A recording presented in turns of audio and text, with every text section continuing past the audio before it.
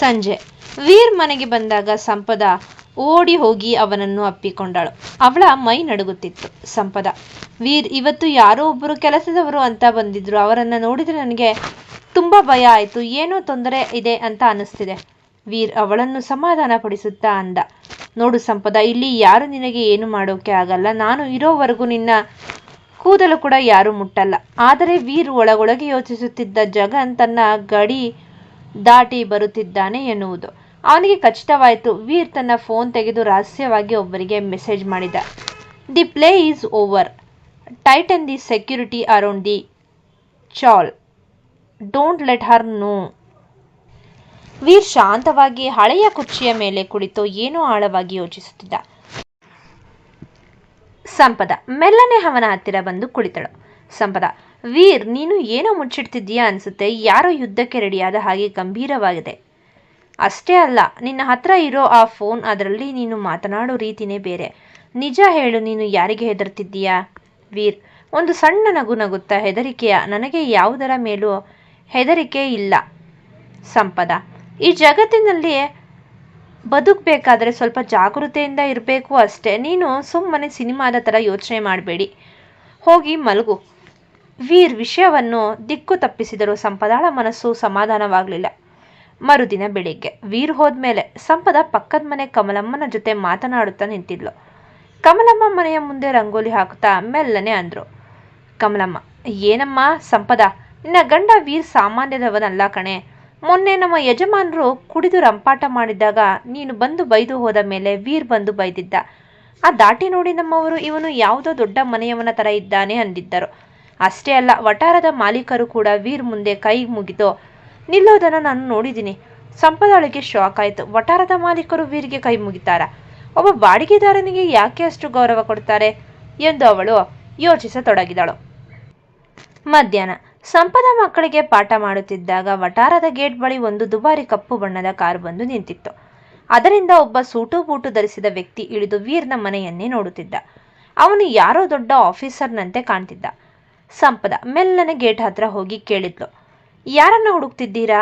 ಆ ವ್ಯಕ್ತಿ ಸಂಪದಳನ್ನು ನೋಡಿ ತಕ್ಷಣ ತನ್ನ ಗತ್ತನ್ನು ಬಿಟ್ಟು ಗೌರವದಿಂದ ತಲೆಬಾಗಿಸಿ ಅಂದನು. ಕ್ಷಮಿಸಿ ಮೇಡಮ್, ನಾನು ಸುಮ್ಮನೆ ಅಡ್ರೆಸ್ ಕೇಳೋಕೆ ಬಂದೆ ಎಂದು ಹೇಳಿ ತರಾತುರಿಯಲ್ಲಿ ಕಾರು ಹತ್ತಿ ಹೊರಟು ಹೋದ. ಸಂಪದಳಿಗೆ ಅರಿವಾಯಿತು, ಆ ವ್ಯಕ್ತಿ ಅಡ್ರೆಸ್ ಕೇಳಲು ಬಂದವನಲ್ಲ. ಅವನು ಅವಳನ್ನು ಮೇಡಮ್ ಎಂದು ಕರೆದ ರೀತಿ ಮತ್ತು ಅವನು ಗೌರವ ಅವಳಿಗೆ ವೀರ್ನ ಮೇಲಿರುವ ಸಂಶಯವನ್ನು 100 ಪಟ್ಟು ಹೆಚ್ಚಿಸಿತ್ತು.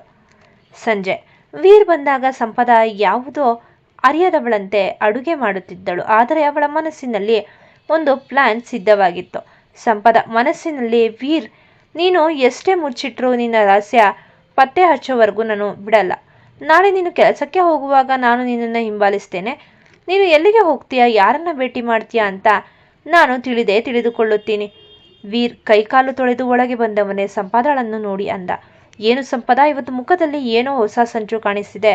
ಅಡುಗೆಯಲ್ಲಿ ಉಪ್ಪು ಜಾಸ್ತಿ ಹಾಕ್ತೀಯಾ ಅಥವಾ ನನ್ನನ್ನು ಹೊರಗೆ ಹಾಕೋ ಪ್ಲಾನ್ ಮಾಡ್ತಿದ್ಯಾ?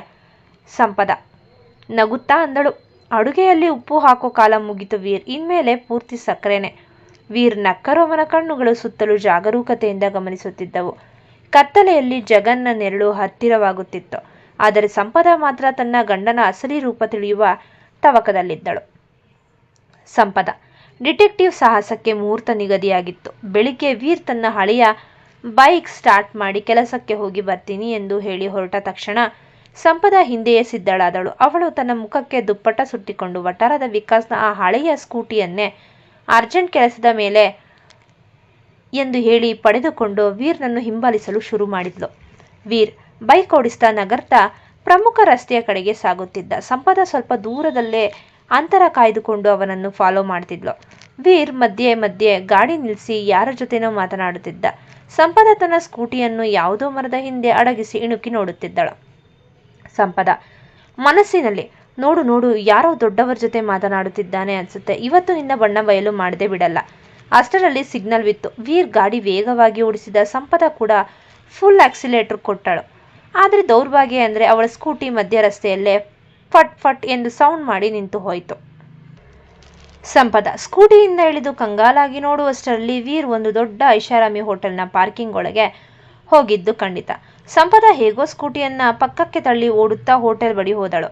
ಅಲ್ಲಿ ಸಾಲಾಗಿ ಬೆನ್ಸ್ ಆಡಿ ಕಾರ್ಗಳು ನಿಂತಿದ್ದವು.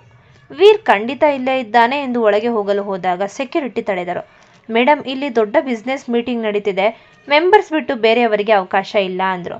ಸಂಪದ ಹಠ ಬಿಡದೆ ಹೋಟೆಲ್ನ ಹಿಂಬದಿಯ ಕಿಟಕಿಯ ಸಂದುವಿನಿಂದ ಇಣುಕಿ ನೋಡಿದಳು. ಅಲ್ಲಿ ಒಬ್ಬ ವ್ಯಕ್ತಿ ಸೂಟು ಧರಿಸಿ ಬೆನ್ನಿಟ್ಟು ಕುಳಿತಿದ್ದ. ಅವನ ಆಕಾರ ನೋಡಲು ವೀರ್ನಂತೆಯೇ ಇತ್ತು. ಸುತ್ತಲೂ 10 ಜನರು ಕೈ ಮುಗಿದು ನಿಂತಿದ್ದರು. ಸಂಪದ ಸಿಕ್ಕಿಬಿದ್ದೆ. ವೀರ್, ಈಗಲೇ ಫೋಟೋ ತೆಗಿತೀನಿ ಇರು ಎಂದು ಫೋನ್ ತೆಗೆದಳು. ಸಂಪದ ಫೋಟೋ ಕ್ಲಿಕ್ ಮಾಡುವಷ್ಟರಲ್ಲಿ ಯಾರೋ ಅವಳ ಹೆಗಲ ಮೇಲೆ ಕೈ ಇಟ್ಟರು. ಸಂಪದ, ನಾನು ಕಳ್ಳಿಯಲ್ಲ ಎಂದು ಕಿರುಚುತ್ತಾ ತಿರುಗಿ ನೋಡಿದರೆ ಎದುರಿಗೆ ವೀರ್ ನಿಂತಿದ್ದಾನೆ. ಆದರೆ ಅವನು ಸೂಟ್ ಹಾಕಿರಲಿಲ್ಲ. ಅವನ ಕೈಯಲ್ಲಿ 2 ದೊಡ್ಡ ಊಟದ ಕ್ಯಾರಿಯರ್ ಡಬ್ಬಿಗಳಿದ್ದವು. ಅವನ ಬಡವನ ಬಟ್ಟೆಯಲ್ಲೇ ಇದ್ದ. ವೀರ್ ನಗುತ್ತಾ, ಸಂಪದ, ನೀನು ಇಲ್ಲಿ ಏನು ಮಾಡ್ತಿದ್ದೀಯಾ? ಈ ಹೋಟೆಲ್ ಕಿಟಕಿಯಿಂದ ಯಾರನ್ನು ನೋಡ್ತಿದ್ದೀಯಾ? ಸಂಪದ ಬೆವತು ಹೋಗಿ ಹೌಹಾರಿ ಹೋದಳು. ಅದು ನೀನು ಒಳಗೆ ಅಲ್ವಾ ಇದ್ದದ್ದು? ಆ ಸೂಟ್ ಹಾಕಿರೋದು ನೀನೇ ಅಲ್ವಾ ಎಂದು ತಡಬಡಾಯಿಸಿದಳು. ವೀರ್, ಅಯ್ಯೋ ಹುಚ್ಚಿ, ನಾನು ಈ ಹೋಟೆಲ್ನ ಊಟದ ಸಪ್ಲೈ ಮಾಡೋ ಕಾಂಟ್ರಾಕ್ಟ್ ಕೆಲಸ ಮಾಡ್ತಿದ್ದೀನಿ. ಈಗೋ ನೋಡು ಕ್ಯಾರಿಯರ್. ಆ ಒಳಗೆ ಇರೋದು ಯಾರೋ ದೊಡ್ಡ ಕಂಪನಿ ಬಾಸ್ ಇರಬೇಕು. ನನ್ನನ್ನು ಅವನಿಗೆ ಹೋಲಿಸಿ ನೀನು ಇಲ್ಲಿಯವರೆಗೂ ಬಂದಿದ್ದೀಯ? ಎಂತಹ ಡಿಟೆಕ್ಟಿವ್ ಕಣೆ ನೀನು. ಸಂಪದಳಿಗೆ ಅಕ್ಷರಶಃ ಅವಮಾನವಾಯಿತು. ವೀರ್ ಚಾಣಾಕ್ಷತನದಿಂದ ಅವಳು ತನ್ನನ್ನು ಹಿಂಬಾಲಿಸುತ್ತಿರುವುದನ್ನು ಮೊದಲೇ ಅರಿತು ಹೋಟೆಲ್ ಒಳಗೆ ಹೋಗಿ ತನ್ನ ಹಳೆಯ ಅವತಾರಕ್ಕೆ ಮರಳಿ ಅಡುಗೆ ಮನೆಯ ದಾರಿಯಿಂದ ಹೊರಗೆ ಬಂದಿದ್ದ. ಸಂಪದ ಸೋತು ಸಪ್ಪೆ ಮುಖ ಮಾಡಿಕೊಂಡು ವೀರ್ನ ಬೈಕ್ ಮೇಲೆ ಕುಳಿತು ವಾಪಸ್ ಬರುತ್ತಿದ್ದಳು. ವೀರ್ ಅವಳನ್ನು ರೇಗಿಸುತ್ತಾ ಬೈಕ್ ಓಡಿಸುತ್ತಾ ವಟಾರದ ಮನೆಗೆ ಬಂದರು. ಸಂಪದಳಿಗೆ ಅಂದು ಗುಂಡಪ್ಪನ ಮಕ್ಕಳ ಕಣ್ಣೀರು ನೋಡಿ ಮನಸ್ಸು ಕರಗಿತ್ತು. ವೀರ್ ಹೇಳಿದಂತೆ ಬದುಕು ಅರಮನೆಯಲ್ಲಿ ಮಾತ್ರ ಇರುವುದಿಲ್ಲ, ಈ ಸಣ್ಣ ವಟಾರದ ಜನರ ಕಷ್ಟದಲ್ಲೂ ಇರುತ್ತದೆ ಎಂದು ಅವಳಿಗೆ ಮೊದಲ ಬಾರಿಗೆ ಅರಿವಾಯಿತು. ಮಾರನೇ ದಿನ ವೀರ್ ಕೆಲಸಕ್ಕೆ ಹೋದ್ಮೇಲೆ ಸಂಪದ ತನ್ನ ಹಳೆಯ ಫೋನ್ ಎತ್ತಿಕೊಂಡ್ಳು. ಅವಳ ಅಪ್ಪ ಕೃಷ್ಣ ಅವರಿಗೆ ಕಾಲ್ ಮಾಡಿದ್ಲು. ಸಂಪದ, ಅಪ್ಪ, ನಾನು ಸಂಪದ ಮಾತಾಡ್ತಿದ್ದೀನಿ. ನನಗೋಸ್ಕರ ಅಲ್ಲ, ನನ್ನ ಪಕ್ಕದ ಮನೆಯ ಒಬ್ಬ ಅಣ್ಣನಿಗೆ ಕೆಲಸ ಬೇಕಾಗಿದೆ. ಅವರು ತುಂಬಾ ಕಷ್ಟದಲ್ಲಿದ್ದಾರೆ. ಅವರಿಗೆ ನಿಮ್ಮ ಫ್ಯಾಕ್ಟ್ರಿಯಲ್ಲಿ ಯಾವುದಾದರೂ ಸೆಕ್ಯೂರಿಟಿ ಕೆಲಸ ಕೊಡಿಸ್ತೀರಾ ಪ್ಲೀಸ್ ಅಪ್ಪ. ಕೃಷ್ಣ ಅವರಿಗೆ ತನ್ನ ಮಗಳು ಇನ್ನೊಬ್ಬರಿಗೋಸ್ಕರ ಶಿಫಾರಸು ಮಾಡುತ್ತಿರುವುದು ಕೇಳಿ ತುಂಬಾ ಖುಷಿಯಾಯಿತು. ಖಂಡಿತ ಮಗಳೇ, ನಾಳೆಯೇ ಅವರನ್ನು ಕಳಿಸಿಕೊಡು ಎಂದು ಒಪ್ಪಿಕೊಂಡರು. ಸಂಪದ ಮೆಲ್ಲನೆ ಕಮಲಮ್ಮನ ಮನೆಗೆ ಹೋದಳು. ಅಲ್ಲಿ ಗುಂಡಪ್ಪ ಕುಡಿತದ ಅಮಲು ಇಳಿದು ಮೌನವಾಗಿ ಕುಳಿತಿದ್ದ. ಸಂಪದ ಒಂದು ಪೇಪರ್ನಲ್ಲಿ ಅಡ್ರೆಸ್ ಬರೆದು ಅವನ ಕೈಗಿಟ್ಟಳು. ಸಂಪದ, ನೋಡಿ ಗುಂಡಣ್ಣ, ನಾಳೆಯಿಂದ ನೀವು ನಮ್ಮ ಅಪ್ಪನ ಫ್ಯಾಕ್ಟ್ರಿಗೆ ಕೆಲಸಕ್ಕೆ ಹೋಗಬೇಕು. ಅಲ್ಲಿ ಮರ್ಯಾದೆಯಿಂದ ಕೆಲಸ ಮಾಡಿ ಸಂಬಳ ತಂದು ನಿಮ್ಮ ಮಕ್ಕಳಿಗೆ ಒಳ್ಳೆ ಊಟ ಬಟ್ಟೆ ಕೊಡಿಸಿ. ಇನ್ನೊಂದ್ಸಲ ಈ ಮನೆಯಲ್ಲಿ ಗಲಾಟೆ ಆದರೆ ಕೆಲಸನೂ ಹೋಗುತ್ತೆ, ನಾನು ಸುಮ್ಮನಿರಲ್ಲ. ಕಮಲಮ್ಮನ ಕಣ್ಣಲ್ಲಿ ಆನಂದ ಬಾಷ್ಪ ಹರಿಯಿತು. ಗುಂಡಪ್ಪನಿಗೆ ಏನು ಹೇಳಬೇಕೋ ತಿಳಿಯದೆ ಸಂಪದಾಳ ಮುಂದೆ ಕೈ ಮುಗಿದು ನಿಂತ. ತಾಯಿ, ಇವತ್ತಿನಿಂದ ಕುಡಿತಾ ಬಿಡ್ತೀನಿ, ಮನುಷ್ಯನ ಥರ ಬದುಕ್ತೀನಿ ಎಂದು ಪ್ರಮಾಣ ಮಾಡಿದ. ಸಾಯಂಕಾಲ ಸಂಪದ ಅಂಗಳದಲ್ಲಿ ಕುಳಿತಿದ್ದಾಗ ಆ ಹೊಸ ಬಾಡಿಗೆದಾರ ವಿಕಾಸ್ ಮತ್ತೆ ತನ್ನ ಗಿಟಾರ್ ಹಿಡಿದು ಬಂದ. ಸಂಪದಳಿಗೆ ಗಾಳ ಹಾಕಲು ಇವತ್ತು ಏನೋ ಹೊಸ ಪ್ಲಾನ್ ಮಾಡಿದ್ದ. ವಿಕಾಸ್, ಹಲೋ ಸಂಪದ ಮೇಡಮ್, ಇವತ್ತು ನೀವು ವಟಾರಕ್ಕೆ ಹೀರೋಯಿನ್ ಥರ ಕಾಣ್ತಿದ್ದೀರಾ. ನಿಮಗೋಸ್ಕರ ಒಂದು ಸಾಂಗ್ ಕಂಪೋಸ್ ಮಾಡಿದ್ದೀನಿ, ಕೇಳ್ತೀರಾ? ಅಷ್ಟರಲ್ಲಿ ವೀರ್ ತನ್ನ ಹಳೆಯ ಬೈಕ್ ಸೌಂಡ್ ಮಾಡುತ್ತಾ ವಟಾರದ ಒಳಗೆ ಬಂದ. ವಿಕಾಸ್ನ ಗಿಟಾರ್ ವಾದನ ಕೇಳಿ ವೀರ್ ಬೈಕ್ ನಿಲ್ಲಿಸಿ ಅವನ ಹತ್ತಿರ ಹೋದ. ವೀರ್ ನಗುತ್ತಾ, ಏನೋ ರೋಮಿಯೋ, ಹಾಡು ಚೆನ್ನಾಗಿದೆ ಅನ್ಸುತ್ತೆ, ಆದರೆ ತಂತಿ ಸರಿಯಾಗಿ ಟ್ಯೂನ್ ಆಗಿಲ್ಲ ಅನ್ಸುತ್ತೆ, ಕೊಡು, ನಾನು ಸರಿ ಮಾಡ್ತೀನಿ. ವೀರ್ ಆ ಗಿಟಾರನ್ನು ಕಿತ್ತುಕೊಂಡು ಅಷ್ಟು ಅದ್ಭುತವಾಗಿ ನುಡಿಸಿದೆ ಅಂದರೆ ಅಲ್ಲಿಗೆ ಬಂದವರೆಲ್ಲ ದಂಗಾದರು. ಒಬ್ಬ ಬಡವನಿಗೆ ಗಿಟಾರ್ ನುಡಿಸಲು ಇಷ್ಟು ಚೆನ್ನಾಗಿ ಎಲ್ಲಿಂದ ಬರುತ್ತೆ ಎಂದು ಸಂಪದಳಿಗೆ ಆಶ್ಚರ್ಯವಾಯಿತು. ವಿಕಾಸ್ ಅನುಮಾನದಿಂದ ಅಲ್ಲಿಂದ ಕಾಲು ಕಿತ್ತಿದ. ರಾತ್ರಿ ಊಟಕ್ಕೆ ಕುಳಿತಾಗ ವೀರ್ ಸಂಪದಳನ್ನೇ ಹೆಮ್ಮೆಯಿಂದ ನೋಡುತ್ತಿದ್ದ. ಕಮಲಮ್ಮ ಆವಾಗಲೇ ಬಂದು ವೀರ್ಗೆ ಎಲ್ಲ ವಿಷಯ ತಿಳಿಸಿದ್ದರು. ವೀರ್, ಇವತ್ತು ನಮ್ಮ ಮಹಾರಾಣಿ ಸಂಪದ ಅವರು ಗುಂಡಪ್ಪನಿಗೆ ಲೈಫ್ ಕೊಟ್ಟಿದ್ದಾರೆ ಅಂತ ಕೇಳಿದೆ. ಅಪ್ಪನಿಗೆ ಫೋನ್ ಮಾಡಿ ಕೆಲಸ ಕೊಡಿಸಿದ್ದೀಯಾ ಅಲ್ವಾ? ಗ್ರೇಟ್ ಜಾಬ್ ಸಂಪದ. ಸಂಪದ ಸ್ವಲ್ಪ ದೌಲತ್ತು ತೋರಿಸ್ತಾ, ನಮ್ಮ ಅಪ್ಪನ ಫ್ಯಾಕ್ಟ್ರಿ ತುಂಬ ದೊಡ್ಡದು ವೀರ್, ಅಲ್ಲಿ ಇಂಥ 10 ಜನಕ್ಕೆ ಕೆಲಸ ಕೊಡಿಸ್ಬೋದು. ಆದರೆ ಈ ವಟಾರದ ಜನರು ತುಂಬ ಒಳ್ಳೆಯವರು, ಅವರಿಗೆ ಸಹಾಯ ಮಾಡಬೇಕು ಅನಿಸುತ್ತೆ ಅಷ್ಟೇ. ವೀರ್ ಪ್ರೀತಿಯಿಂದ ಅವಳ ಕೆನ್ನೆ ಸವರಿ, ಸಂಪದ, ನೀನು ಬರೀ ಶ್ರೀಮಂತ ಅಪ್ಪನ ಮಗಳಲ್ಲ, ಇವತ್ತು ನೀನು ಶ್ರೀಮಂತ ಮನಸ್ಸಿನ ಹೆಣ್ಣಾಗಿದ್ದೀಯಾ. ಇದೇ ನನಗೂ ಬೇಕಾಗಿದ್ದು. ಸಂಪದಳಿಗೆ ವೀರ್ನ ಆ ಮೆಚ್ಚುಗೆ 100 ಪ್ರಶಸ್ತಿಗಿಂತ ದೊಡ್ಡದು ಅನಿಸಿತ್ತು. ಆದರೆ ಅವಳಿಗೆ ಗೊತ್ತಿರಲಿಲ್ಲ ಗುಂಡಪ್ಪ ಕೆಲಸಕ್ಕೆ ಸೇರಿದ ಫ್ಯಾಕ್ಟರಿಯ ಅಸಲಿ ಮಾಲೀಕರು ಯಾರು ಎಂದು. ವಟಾರದಿಂದ ದೂರ ನಗರದ ಹೃದಯ ಭಾಗದಲ್ಲಿ ತಲೆ ಎತ್ತಿ ನಿಂತಿರುವ 40 ಅಂತಸ್ತಿನ ಸೂರ್ಯ ಟವರ್ಸ್. ವಟಾರದಲ್ಲಿ ಬಡವನಂತೆ ಕಾಣುವ ವೀರ್ ತನ್ನ ಕಪ್ಪು ಬಣ್ಣದ ರೇಂಜ್ ರೋವರ್ ಕಾರ್ನಿಂದ ಇಳಿಯುತ್ತಿದ್ದಂತೆ ಇಡೀ ವಾತಾವರಣವೇ ಬದಲಾಯಿತು. ಗೇಟಿಂದ ಹಿಡಿದು ರಿಸೆಪ್ಷನ್ ವರೆಗೆ ಸಾಲಾಗಿ ನಿಂತಿದ್ದ ಸೆಕ್ಯೂರಿಟಿಗಳು ಮತ್ತು ಸಿಬ್ಬಂದಿ ವರ್ಗ ಗುಡ್ ಮಾರ್ನಿಂಗ್ ಸರ್ ಎಂದು ಏಕಕಾಲಕ್ಕೆ ವಾಗಿ ಗೌರವ ಸಲ್ಲಿಸಿದ್ರು. ವೀರ್ ಈಗ ಹಳೆಯ ಬಟ್ಟೆಯಲ್ಲಿಲ್ಲ. ದುಬಾರಿ ಇಟಾಲಿಯನ್ ಸೂಟ್, ಕೈಯಲ್ಲಿ ಪ್ಲಾಟಿನಂ ವಾಚ್ ಮತ್ತು ಕಣ್ಣಲ್ಲಿ ಶತ್ರುಗಳನ್ನು ನಡುಗಿಸುವಂತ ಗಾಂಭೀರ್ಯ.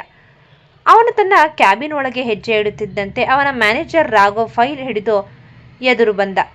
ರಾಘವ್, ಸರ್, ಹೊಸ ಪ್ರಾಜೆಕ್ಟ್ 500 ಕೋಟಿ ರೂಪಾಯಿಯ ಅಗ್ರಿಮೆಂಟ್ ರೆಡಿ ಇದೆ. ನಿಮ್ಮ ಸಹಿ ಒಂದೇ ಬಾಕಿ. ವೀರ್ ಕಿಟಕಿಯ ಬಳಿ ಬಂದು ನಿಂತು ನಗರವನ್ನು ನೋಡುತ್ತಾ ಅಂದ. ಸಹಿ ಮಾಡೋಣ ರಾಘವ್, ಆದರೆ ಈ ವಿಷಯ ನನ್ನ ಹೆಂಡತಿಗೆ ತಿಳಿಯಬಾರದು. ಅವಳು ಈಗ ಮಣ್ಣಿನ ಬೆಲೆ ಕಲಿತಿದ್ದಾಳೆ. ಆದರೆ ಆ ಮಣ್ಣಿನ ಕೆಳಗೆ ಚಿನ್ನ ಇದೆ ಅಂತ ತಿಳಿಯೋಕೆ ಇನ್ನು ಕಾಲ ಬರಬೇಕು. ಇತ್ತ ವಟಾರದಲ್ಲಿ ಸಂಪದ ಹಳೆಯ ಬಟ್ಟೆ ಒಗೆದು ಮುಗಿಸಿ ಸುಸ್ತಾಗಿ ಒಂದು ಸಣ್ಣ ಕಲ್ಲಿನ ಮೇಲೆ ಕುಳಿತಿದ್ಲು. ಕೈ ಬೆರಳುಗಳು ಕಪ್ಪಾಗಿದ್ದವು. ಉಗುರಿನ ಬಣ್ಣ ಮಾಸಿ ಹೋಗಿತ್ತು. ಅವಳಿಗೆ ಅಚಾನಕ್ ಆಗಿ ತನ್ನ ಹಳೆಯ ಲೈಫ್ ನೆನಪಾಯಿತು. ಸಂಪದ ಮನಸ್ಸಿನಲ್ಲೇ, ಏನ್ ಜೀವನ ಇದು, ಈ ಹೊಗೆ, ಈ ಗದ್ದಲ, ಈ ಪಾತ್ರೆ ತೊಳೆಯೋ ಕೆಲಸ. ಲಂಡನ್ನಲ್ಲಿ ಇಷ್ಟೊತ್ತಿಗೆ ನಾನು ಸ್ಪಾದಲ್ಲಿ ಮಲಗುತ್ತಿದ್ದೆ. ಸಂಜೆ ಹೊತ್ತಿಗೆ ಗೆಳತಿಯರ ಜೊತೆ ಶಾಪಿಂಗ್ ಹೋಗಿ ಲಕ್ಷಾಂತರ ರೂಪಾಯಿ ಖರ್ಚು ಮಾಡ್ತಿದ್ದೆ. ಈ 300 ರೂಪಾಯಿ ಚೂಡಿದಾರ ಹಾಕೊಂಡು ನಾನು ಹೇಗೆ ಅಡ್ಜಸ್ಟ್ ಆಗಲಿ? ಅವಳು ತನ್ನ ಮೊಬೈಲ್ನಲ್ಲಿ ಹಳೆಯ ಫೋಟೋಗಳನ್ನು ನೋಡುತ್ತಿದ್ದಳು. ಆ ಬೆನ್ಸ್ ಕಾರ್, ಆ ಡೈಮಂಡ್ ನೆಕ್ಲೆಸ್. ಅವಳ ಮನಸ್ಸು ಮತ್ತೆ ಆ ಶ್ರೀಮಂತಿಕೆಯ ಕಡೆಗೆ ಎಳೆಯುತ್ತಿತ್ತು. ವೀರ್ ಎಷ್ಟೇ ಪ್ರೀತಿಯಿಂದ ನೋಡಿಕೊಂಡರೂ ಆ ಬಡತನದ ವಾಸನೆ ಅವಳಿಗೆ ಎಷ್ಟೋ ಬಾರಿ ಉಸಿರುಗಟ್ಟಿಸುತ್ತಿತ್ತು. ಪಕ್ಕದ ಮನೆಯಲ್ಲಿ ಮಗುವಿನ ಅಳುವಿನಲ್ಲಿ ಹತ್ತಿರ ಮಹಿಳೆಯರ ಜಗಳ ಮತ್ತು ಬಿಸಿಲಿಗೆ ಕಾಯುತ್ತಿರುವ ನೀರಿನ ಬಕೆಟ್ಗಳು. ಸಂಪದೊಳಗೆ ಒಮ್ಮೆಲೆ ಕಿರುಚಬೇಕು ಅನ್ನಿಸ್ತು. ಸಂಪದ, ಯಾಕೆ ನಾನು ಇಲ್ಲಿ ಇರಬೇಕು? ವೀರ್ ಒಳ್ಳೆಯವನೇ ಇರಬಹುದು, ಆದರೆ ಅವನ ಜೊತೆ ಲೈಫ್ ಪೂರ್ತಿ ಈ ಬಾಡಿಗೆ ಮನೆಯಲ್ಲಿ ಕಳಿಬೇಕಾ? ನನಗೂ ದೊಡ್ಡ ಮನೆ ಬೇಕು, ಒಳ್ಳೆ ಬಟ್ಟೆ ಬೇಕು. ಅವಳು ಕೋಪದಿಂದ ಅಡುಗೆ ಮನೆಗೆ ಹೋದಳು. ಅಲ್ಲಿ ವೀರ್ ತಂದಿಟ್ಟಿದ್ದ ಆ ಹಳೆ ಪೇಪರ್ ಕವರ್ ನೋಡಿ ಇನ್ನೂ ಉರಿಯಿತು. ವೀರ್ನ ಆಫೀಸ್ನ ಹೊರಗೆ ಜಗನ್ನನ್ನ ಮನುಷ್ಯರು ಕಾರಿನಲ್ಲಿ ಕಾದು ಕುಳಿತಿದ್ದರು. ಕಿರಾತಕ, ಬಾಸ್, ವೀರ್ ತನ್ನ ಆಫೀಸ್ಗೆ ಬಂದಿದ್ದಾನೆ. ಅವನು ಈ ನಗರದ ಅತಿ ದೊಡ್ಡ ಉದ್ಯಮಿ ಅನ್ನೋದು ಇಡೀ ಊರಿಗೆ ಗೊತ್ತು. ಆದರೆ ಅವನ ಹೆಂಡತಿಗೆ ಮಾತ್ರ ಗೊತ್ತಿಲ್ಲ. ನಾವು ಹೋಗಿ ಅವಳಿಗೆ ಸತ್ಯ ಹೇಳಿಬಿಡೋಣವಾ? ಜಗನ್ ನಗುತ್ತಾ, ಬೇಡ, ಸತ್ಯ ಹೇಳೋದಲ್ಲ, ಅವಳನ್ನೇ ಅಸ್ತ್ರವಾಗಿ ಬಳಸಿ ವೀರ್ನ ಸಾಮ್ರಾಜ್ಯವನ್ನ ಕೆಡವಬೇಕು. ಅವಳಿಗೆ ಶ್ರೀಮಂತಿಕೆಯ ಮೇಲೆ ಆಸೆ ಜಾಸ್ತಿ ಇದೆ ಅಂತ ನನಗೆ ಗೊತ್ತು. ಅವಳ ಆಸೆ ವೀರ್ಗೆ ಶಾಪವಾಗುತ್ತೆ. ನೋಡ್ತಾ ಇರಿ.